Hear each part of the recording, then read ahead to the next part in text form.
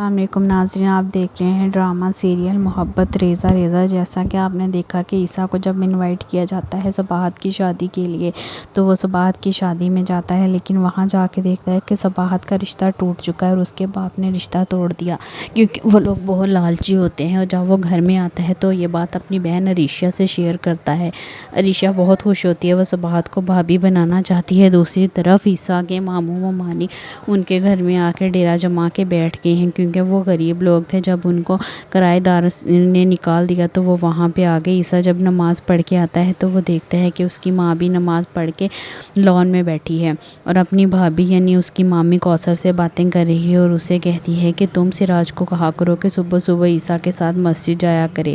کیونکہ مردوں کو مسجد میں نماز پڑھنی چاہیے۔ وہ کہتی ہے کہ اچھا میں اس سے کہوں گی، سراج تو ابھی وظیفہ کر رہا ہے۔ حالانکہ وہ جھوٹ بول رہی ہے، ایسا کچھ بھی نہیں ہے۔ پورا خاندان انتہائی لالچی ہے، اس کا بیٹا، اس کی بیٹی اور وہ دونوں میاں بیوی دونوں ہی ایسے ہیں، بہت لالچی اور مفت کی روٹیاں توڑنے کے لیے وہ اپنی بہن کے گھر میں آ کے پڑے ہوئے ہیں اور ان کو وقتاً فوقتاً پرانی باتیں یاد کرواتے رہتے ہیں اور ان سے ڈانٹ کھاتے رہتے ہیں۔ دوسری طرف صباحت ہے جو کہ ایک پڑھی لکھی لائق لڑکی ہے، وہ جاب کر رہی ہے تاکہ بھائی اپنے سرمد بھائی کو اچھا فیوچر دے سکے اور اس کی تعلیم کا خرچہ اٹھا سکے۔ عیسیٰ اسے بہت محبت کرتا ہے، عیسیٰ اس سے وعدہ کر کے آیا ہے کہ وہ اس سے شادی کرے گا، اور جب یہ بات اپنی ماں کو بتاتا